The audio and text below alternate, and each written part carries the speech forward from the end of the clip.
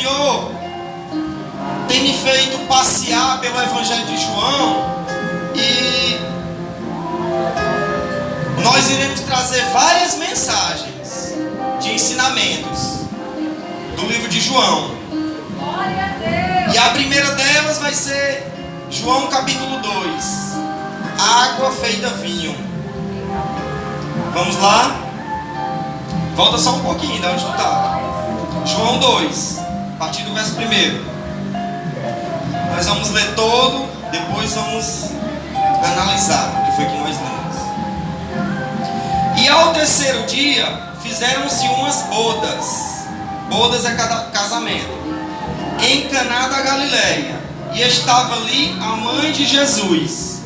E foram também convidados Jesus e os seus discípulos para as bodas. E faltando vinho, a mãe de Jesus lhe disse: não tem vinho. Disse-lhe Jesus: mulher, que tenho eu contigo? Ainda não é chegada a minha hora. Sua mãe disse aos empregados: fazei tudo quanto eles vos disserem. E estavam ali postas 6 talhas de pedra para as purificações dos judeus, e em cada uma cabiam 2 ou 3 metretas de água. Disseram-lhe Jesus: enchei de águas essas talhas. E encheram-na até em cima.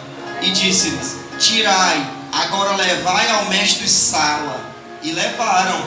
E logo que o mestre-sala provou a água feita vinho, não sabendo de onde viera, se bem que o sabiam os empregados que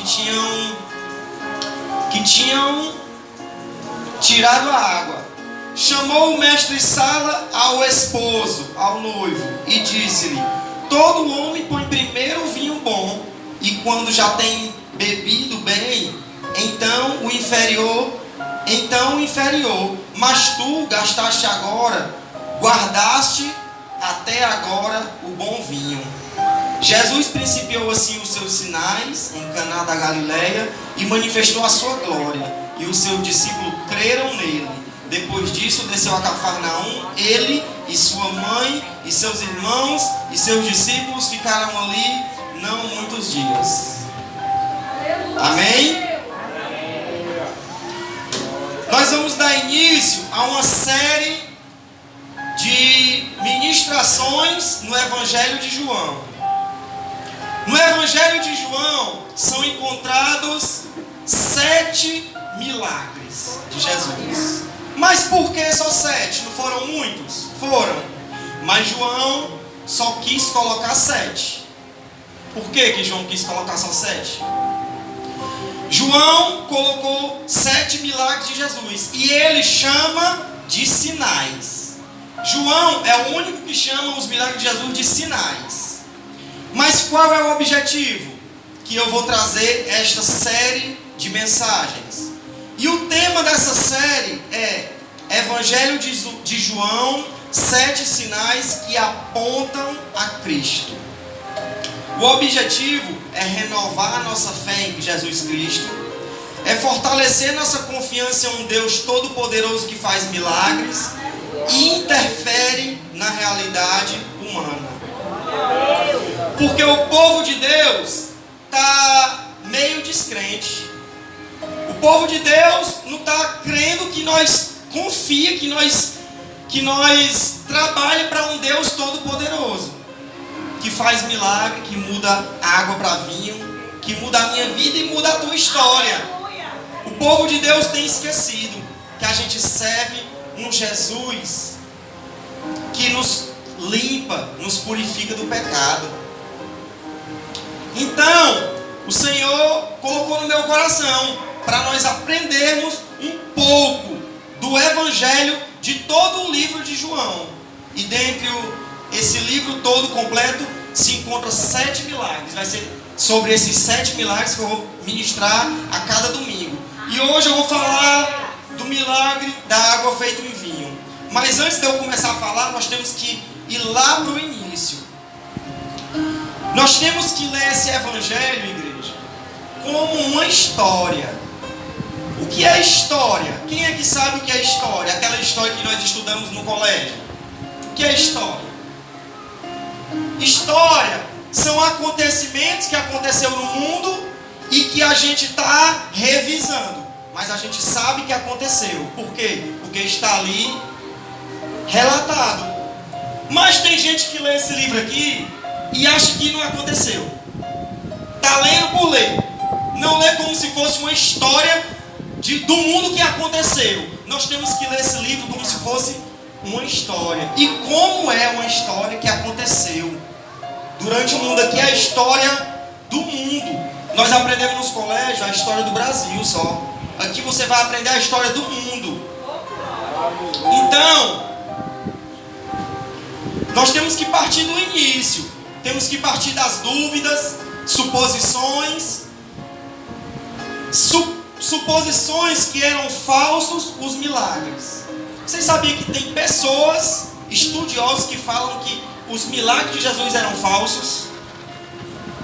Tem estudiosos hoje em dia que falam sobre isso. E alguns se baseiam, sabe em quê? Quem conhece o Padre Cícero? Nós sabemos que tem muitas pessoas que idolatram o Padre Cícero lá em Juazeiro do Norte.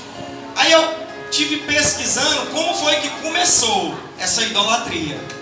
E começou a igreja, que Padre Cícero era um padre normal, comum. Só que Padre Cícero, ele era muito famoso e ele virou um político.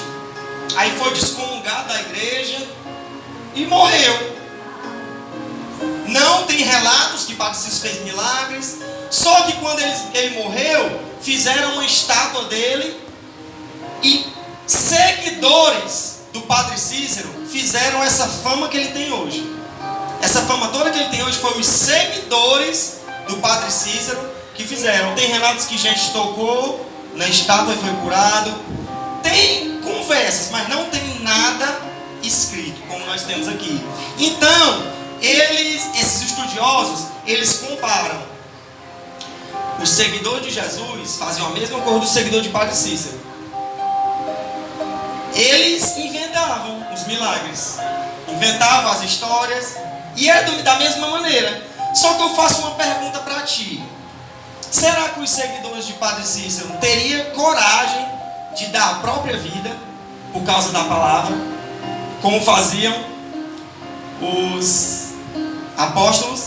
Será que os seguidores de Padre Cícero teriam coragem de ser crucificado e não negar o Padre Cícero? Será que eles tinham coragem? Será que eles tinham coragem de ser esquartejado e degolado e não negar o Padre Cícero? Então só aí a gente vê que não tem comparação. Porque naquele tempo, aqueles homens, eles agiam de uma fé tão absurda que eu fico olhando, eu fico espantado. Tinha um chamado, eu não lembro o nome dele, mas ele era discípulo de João. Quando João morreu, ele passou a pregar a palavra. E ele já bem velho, colocaram ele numa fogueira, como se queimava as bruxas. Penduraram ele e botaram a fogueira. Aí falaram só essa pergunta aqui, ó. Nega Jesus que nós te solta. Não acende. O que foi que ele falou? Acende logo isso aí. Acende logo isso aí. Vocês estão esperando o quê? Estão esperando negar. Aí acenderam e ele morreu. Mas não nega. Porque ele sabia em quem ele estava colocando a esperança dele.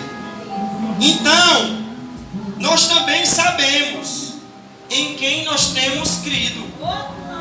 Porque nós sabemos que esse Deus, Ele pode tudo. Ele pode todas as coisas. Não há questionamento manuscritos a respeito de que era mentira aqueles milagres feitos por Jesus no primeiro século. Jesus tinha inimigo ou não, igreja, naquele tempo? Se fosse mentira, os inimigos iam colocar por escrito. Só que não tinha como fazer nada, porque era verdade. Não tem como ir contra a verdade. Então não existe nada dos séculos de Jesus para cá constando que eram falsos os milagres. Então tu pode acreditar que esse Deus fazia milagre antes e faz milagre hoje. Só que ele precisa daquela fé, daquele homem que estava na fogueira e mandou acender a fogueira. Será que ainda existe essa fé aqui, hoje em dia? Eu faço essa pergunta, ainda existe esse tipo de fé? Aí a gente se pergunta, por que não acontecem os mesmos milagres que aconteciam antes? Porque a fé também não é a mesma. Mas se a fé chegar naquele mesmo patamar, nós vamos ver os mesmos milagres. Porque o nosso Deus, ele é imutável. Ele não muda. Ele permanece o mesmo. Não é porque eu e tu mudamos que ele vai mudar, não. Ele permanece sempre o mesmo. João escolheu 7 milagres, mas existem muitos outros. Lá em João 21, 25, escuta aqui o que é que o João fala. João 21, 25, que é o último capítulo do livro. Quem quiser ir lá, mais na frente um pouco. João 21, 25. É o último capítulo e o último versículo.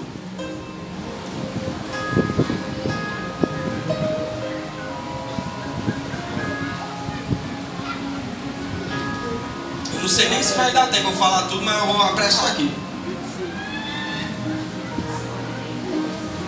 João 21, 25, diz assim, ó. Há, porém, ainda muitas outras coisas que Jesus fez, e se cada uma das quais fosse escrita, cuido que nem ainda o mundo todo poderia conter os livros que se escrevessem. Vocês entenderam aí? Se fosse escrever todos os milagres, tudo aquilo que Jesus fez em 3 anos, nem o mundo caberia de livro escrito. Porque foi muita coisa. Jesus agia direto, não parava não, igreja.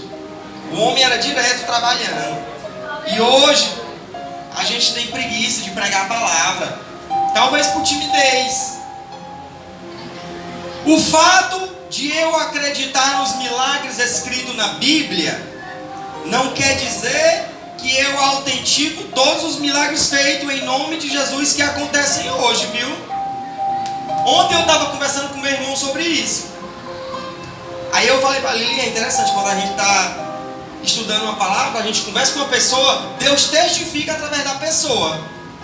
Aí o Paulo falou assim, Wilson, tem uns milagres ali naquelas igrejas ali que eu não acredito não. Do Valder, lembra que eu estava conversando ali?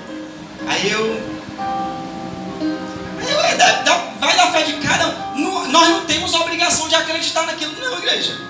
A nossa obrigação é de acreditar nesses milagres aqui, ó. Esses milagres que acontecem aqui, nós temos a obrigação de acreditar. Mas esses da televisão aí, você acredita se quiser, ninguém tem a obrigação de estar acreditando naquilo ali não. Porque tem muitos milagres inventados mesmo. A nossa obrigação é de acreditar no que está escrito na Bíblia, nos milagres escritos aqui. Quem não acredita nesses aqui, então não é cristão não. Porque o maior milagre foi aquele em que Jesus ressuscitou. Por mim e por ti, para nos salvar. Quem não acreditar nos milagres, está só perdendo tempo. A nossa obrigação é de acreditar apenas nesses que estão aqui. Porque aqueles lá, cristãos, só têm a obrigação de acreditar nos milagres que estão escritos na Bíblia. Eu escrevi aqui. Então, nós vamos meditar aqui, ó, nesse primeiro milagre. Primeiro milagre, água virando vinho.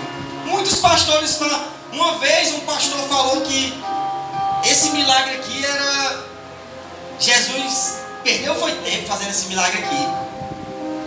Mas eu sei, lendo a palavra, que Jesus não faz nada por acaso não. Tudo tem um propósito. Jesus não faz nada à toa não, igreja. Tudo que ele faz tem um propósito. A gente pode entender só depois, mas tem um propósito. Então, João chamava os milagres de Jesus de sinais. Por que sinais? Porque João chamava milagre de sinais. O sinal aponta para uma realidade além dele. Igreja, o sinal, ele não aponta para ele mesmo. Ele aponta para aquele que está fazendo. Hoje em dia, as pessoas buscam os sinais, mas não buscam o que está fazendo o sinal. Vou dar um exemplo aqui, ó. Se tu tá indo numa avenida e tu vê uma placa, tem a placa assim, UPA a 300 metros. Tu vai chegar lá na placa e aqui. É desse jeito? Ou tu vai seguir a placa? O sinal é da mesma maneira. O sinal ele está apontando para Cristo. Ele não está apontando para si mesmo, não. Só que tem muitas pessoas buscando os sinais. Mas o sinal ele está apontando para Jesus. Se não tiver o sinal, tem gente que não crê. Por isso que Jesus fazia os sinais. Uma vez Jesus chegou na terra dele lá em Nazaré, passou pouco tempo lá e não fez sinais lá. Por que Jesus não fez? Porque ele sabia que o povo não acreditava nele. Ele sabia que o povo tinha visto a infância dele, viu que ele veio de Maria, e ele falava que tinha vindo do céu, e o povo não entendia, porque Jesus ele fala em espírito. Aquele que está na carne não entende. Não entende nada. Jesus ele falava em espírito. Hoje nós vamos ver aquilo que João disse ser o primeiro sinal de Jesus. O primeiro milagre. Onde é que tem isso que João disse que é o primeiro milagre? Vai lá no versículo 11 desse mesmo, do capítulo 2. João disse ser o primeiro milagre de Jesus.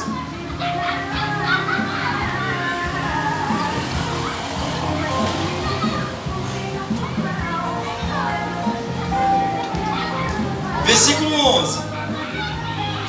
Jesus principiou assim os seus sinais em Caná da Galileia e manifestou a sua glória, e os seus discípulos creram nele. Ele fez aquilo para quê? Para que foi que ele fez esse sinal? Os discípulos creem. Porque era o primeiro sinal. Imagina aí, tu vai seguir uma pessoa que não está preparada. Tu vai seguir uma pessoa que não está preparada. Imagina aí. Será que tu vai confiar nela? Não. Aí Jesus, eu tenho que fazer um sinal aqui para os discípulos crer. Só que existem livros apócrifos, que eu já falei sobre isso aqui. Livros apócrifos são 6 livros acrescentados na Bíblia que falam coisas, relatos, histórias, mas não são inspirados por Deus. Por isso que não está na nossa Bíblia aqui, ó, que é a protestante. Está na Bíblia católica, que eles aceitaram, mas a protestante não aceitou, porque tem muita contradição. A palavra de Deus não entra em contradição. Contradição é tipo, eu falo uma coisa e faço outra. Lá tem muito disso. Tipo assim, nós somos salvos pela graça. Aí lá, nós somos salvos pelas obras. Fala num versículo e no outro, outra coisa. Aí eu vou acreditar em quê? Tem que ser uma só. A palavra de Deus é uma só, não muda não. Tem que ser... Vocês estão entendendo? Por isso que não colocaram. E nesses livros falam da infância de Jesus. Que Jesus fazia milagre, que Jesus ressuscitava passarinho, que Jesus amaldiçoava uma criança e ela morreu. Tem até em filme isso aí. Só que a pessoa acreditar nisso aí, meu filho, é porque não lê Bíblia. João falou o quê? O primeiro milagre foi onde? Qual foi o primeiro milagre que Jesus fez? Que ele falou agora. Caná da Galileia, água em vinho. Foi o primeiro sinal. Não é à toa. Não é à toa. Escuta aí, ó. Quando acabou o vinho, no versículo 3. Escuta aí, ó. No versículo 3. E faltando o vinho, a mãe de Jesus lhe disse: não tem vinho. Qual era o intuito de Maria? Quando Maria falou, versículo 3: e faltando o vinho, Maria disse a mãe de Jesus lhe disse: não tem vinho. Ela sabia quem era o filho dela. A pessoa que tinha mais certeza era Maria, porque ela sabe como foi concebida, ela sabe como foi. Então ela tinha certeza que Jesus poderia fazer algo. Só que Jesus fala o quê? No versículo 4. Disse-lhe Jesus: mulher, que tenho eu contigo? Ainda não é chegada a minha hora. Jesus disse que ainda não tinha chegado a hora de fazer milagre. Ele achava que não tinha chegado a hora. Aí eu fico pensando, como é que Jesus achava que não tinha chegado a hora e fez? Por que foi que ele fez o milagre? Vamos ler o versículo 5 para nós entender. Sua mãe disse aos empregados: fazei tudo quanto ele disser. Será que a mulher é ousada? Ela tinha plena convicção. Tinha plena convicção em quem era o filho dela. Ele disse: mulher, não é chegada a minha hora. Aí ela: faz tudo que ele mandar. Se fosse eu e tu, ele falou isso aí, nós saía, botava o rabo debaixo das pernas e saía. Mas ela falou: faz tudo que ele mandar. Aí Jesus. Aí o versículo 6. E estavam ali postas 6 talhas de pedra para a purificação dos judeus. Essas talhas eram barris que os judeus usavam para se lavar nos momentos das refeições, porque os judeus eles se lavavam, não comia sujo não podia. Aí tinha sempre essas talhas lá com água. Só que nesse momento as talhas estavam vazias. Então, versículo 7, disse-lhe Jesus: enchei essas talhas. E encheram-na até em cima. A gente fica pensando assim, ó, porque eu gosto de remoer a palavra, igreja. Quando eu leio, eu gosto de ficar remoendo, pensando, comparando com hoje em dia. 6 talhas, era como se fosse 6 tamborzão assim, ó, para encher 6 tambor desse aqui sem ter água da cagés. O que a gente pensa é, botar a torneira. Como foi que encheu essas talhas? O trabalho que deu para encher isso aí. Vai só pensando aí. 6 tamborzão. Tinha que pegar alguém em algum canto e encher. Só sei que encheu os 6. Encheu 6 talhas.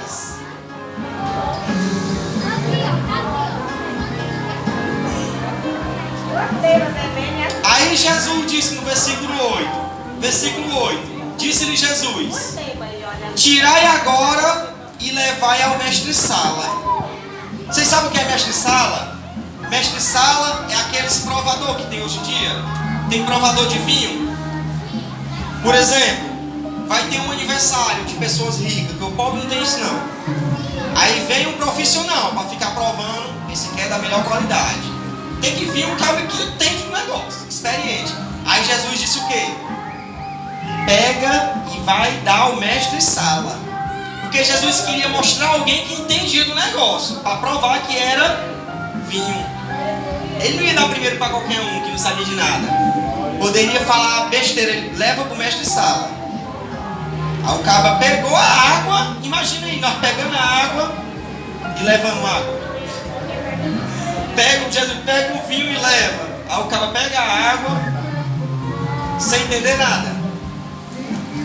Então, versículo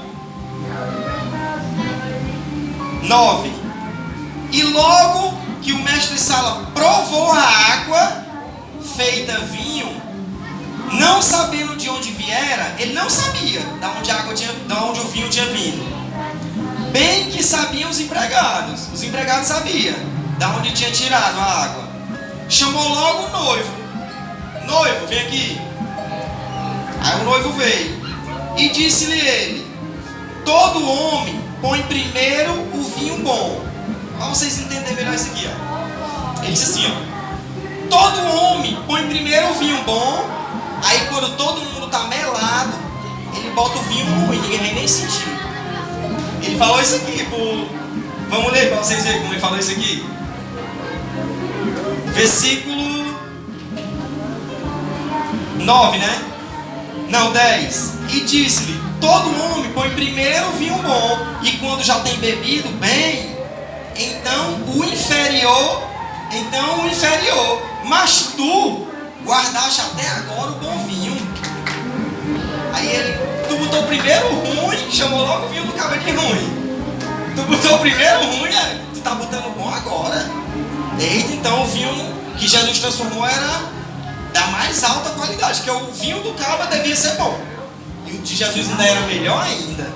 Então o mestre Sala pensava que tinha sido o noivo que tinha colocado o vinho.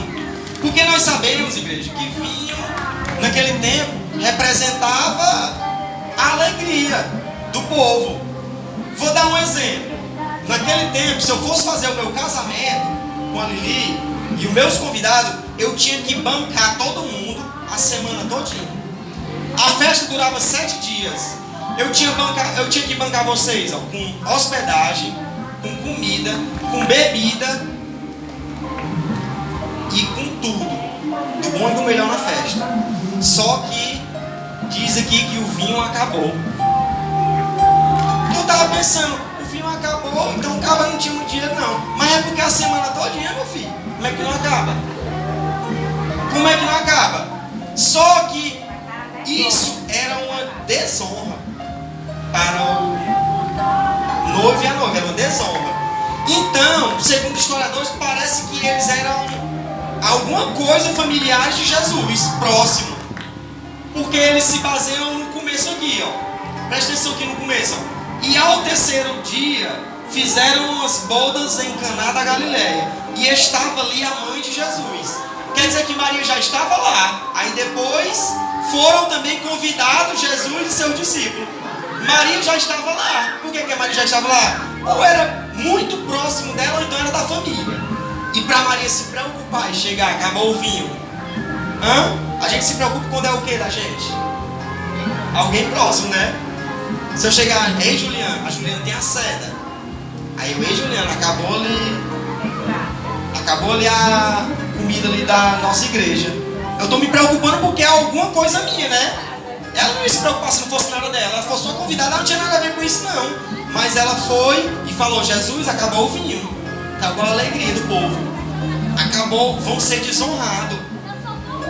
Então Jesus teve que operar aquele milagre para o nome do noivo e da noiva não ir para a lama. Versículo 11.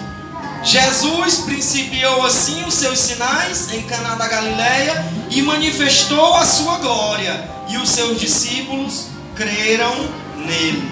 Depois disso, desceu a Cafarnaum, ele e sua mãe e seus irmãos e seus discípulos, e ficaram ali não muitos dias. Ele levou todo mundo com ele. Então, o primeiro sinal que Jesus fez, para muitos não significou nada, mas nós podemos ver aqui, ó, que significou: os discípulos creram nele, os noivos não foram desonrados por causa do milagre, e Jesus trouxe a alegria para a festa de volta. Então, como hoje é Santa Ceia, eu estava ministrando lá no meu quarto, onde eu fiz uma ministração pequenininha e coloquei no grupo da igreja. Quem participa pode escutar. Vai mais para frente, João 6,53. A respeito de Santa Ceia. João 6,53.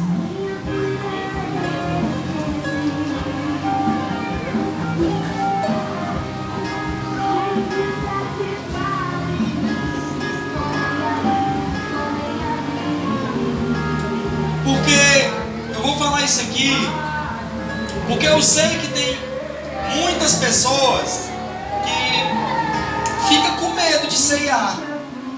Tem muitas pessoas que ficam com medo. Não, eu não sou digno de ceiar. Eu não sou digno de estar à mesa do Senhor.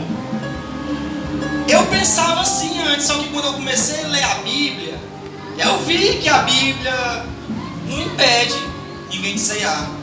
Judas participou ou não da última ceia? E ele não já tinha traído? Ele era digno? Não, mas estava lá. Jesus não impediu. Vocês estão entendendo? Jesus não impede ninguém de estar perto dele, não, igreja. Os discípulos quiseram crianças que estavam fazendo zoada perto de Jesus. Tira as crianças, afasta. Aí Jesus, ei, deixa elas vir até a mim. O reino do céu é das criancinhas. Aquele que não agir como uma criança não entrará no reino de Deus. Ele falou isso. O que é agir como uma criança? É quando uma criança briga, daqui a meia hora eles já estão se falando. Mas o adulto tá?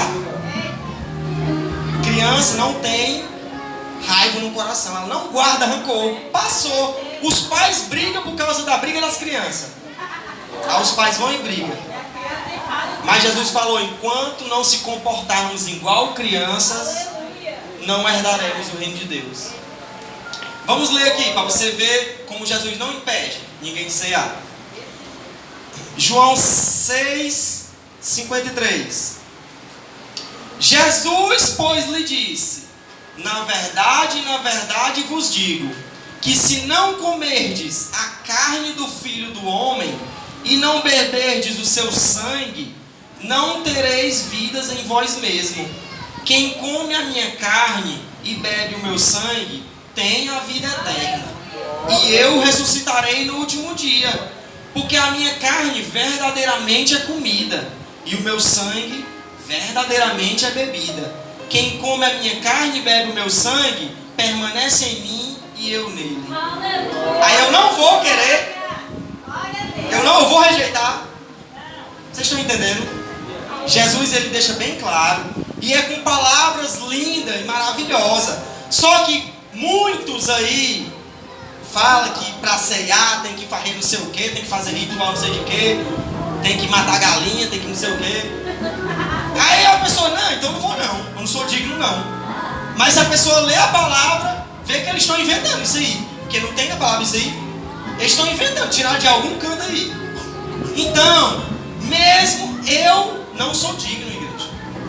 Eu não sou digno. A palavra de Deus fala assim, ó, se nós mesmos fossemos nos analisar nós mesmos, ninguém era digno. Mas quem é que analisa a gente é Deus. Deus, ele é graça. Graça é favor imerecido. Ele dá mesmo sem a gente merecer. Ninguém merece nada aqui não, igreja. Nem eu, nem ninguém aqui merece a bondade de Deus. Mas como ele quer nos dar, então nós temos que receber. Nós não podemos rejeitar se Deus está nos dando. Não podemos rejeitar não. Então vamos ficar de pé para nós dar início a essa ceia. Agora você vai lá para 1 Coríntios capítulo 11. As crianças já saíram. Tá quente? 1 Coríntios capítulo 11.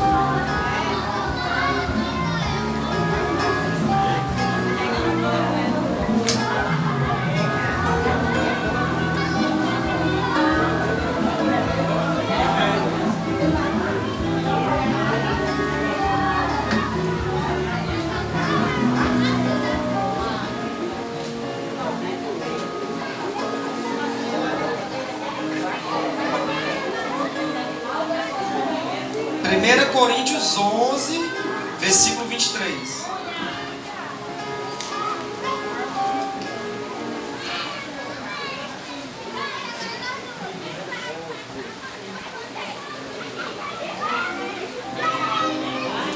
O Jonas pode servir, né, cara? Ei, o Jonas vai ser vocês duas.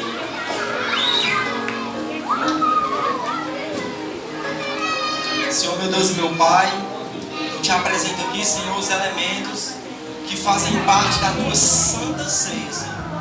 Como o Senhor tem nos ensinado, está aqui, Pai, o teu povo, para fazer parte da tua ceia, Pai.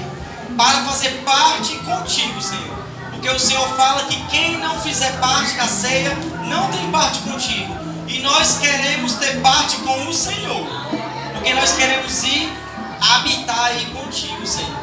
Aonde tu estás, Pai. Então, meu Deus, eu já te apresento os elementos, que o Senhor possa fazer maravilhas, Pai, através do teu corpo e do teu sangue, Pai. Em nome de Jesus. Amém.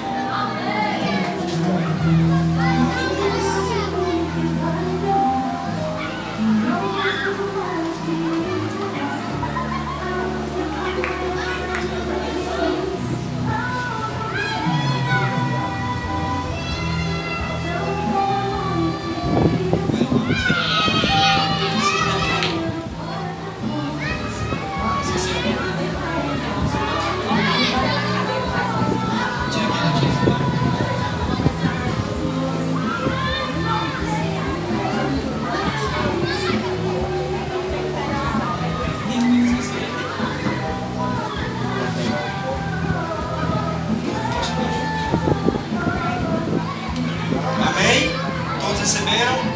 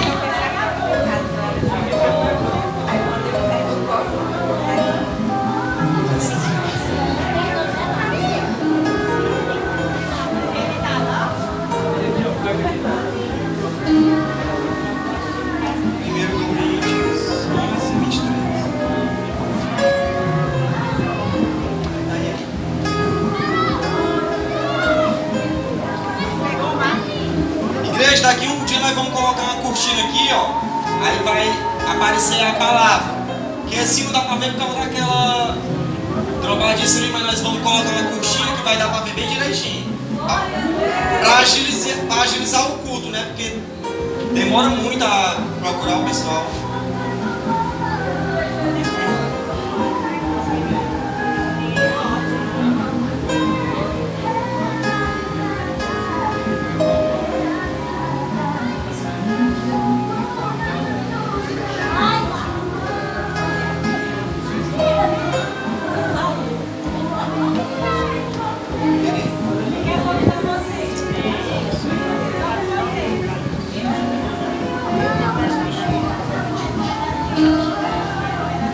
Tem alguém que não recebeu ainda?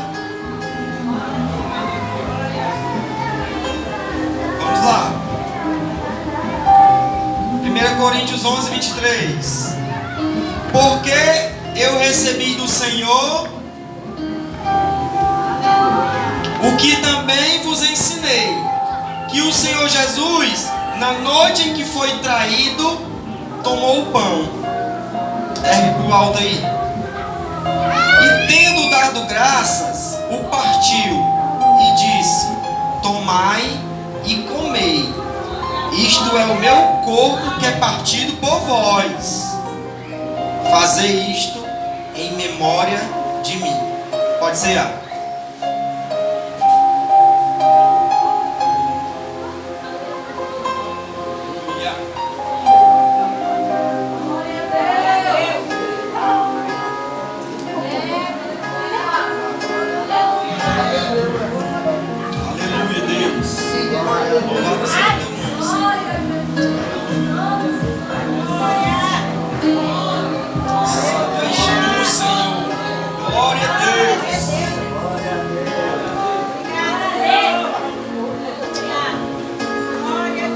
Semelhantemente também, depois de ceiar, tomou o cálice, dizendo: este cálice é o novo testamento no meu sangue. Fazei isto todas as vezes que beberdes em memória de mim. Porque todas as vezes que comerdes comerdes este pão e beberdes este cálice, anunciais a morte do Senhor até que venha. Pode beber o sangue de Jesus.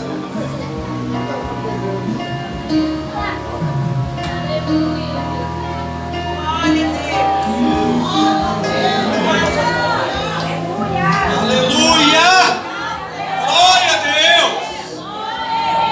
Santo, santo é o Senhor! Glória a Deus! Aleluia! Obrigado, Senhor! Obrigado, Senhor, por nos proporcionar este momento, Pai. Obrigado! Aleluia! E a palavra de Deus fala que depois de ceiar, eles entoaram um hino de louvor ao Senhor. E ali vai louvar ao Senhor. Aleluia! Glória a Deus. Continue glorificando e exaltando o nome dele. Aleluia. Glorifica a igreja. Aleluia, Senhor.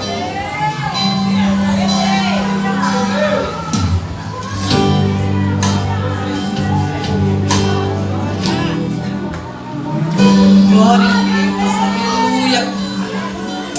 Santo, santo, santo é o teu nome, Senhor, aleluia.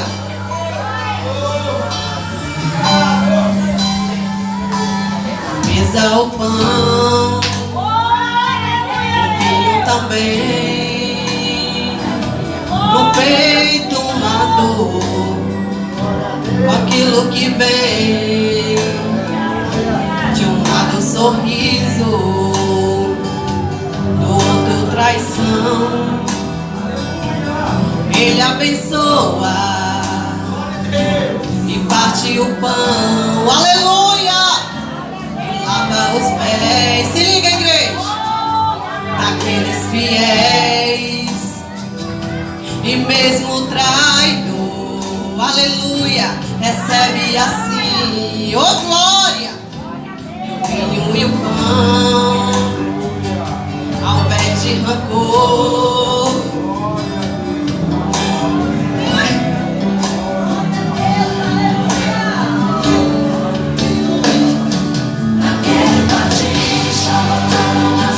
Aleluia!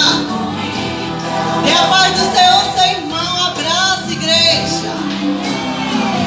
Não deixa a timidez, joga de lado a timidez. Naquele partir estava todo o meu ser, partido por mim, pelo meu viver. No vinho o amor, no sangue o perdão, em seu mergulhar a minha salvação.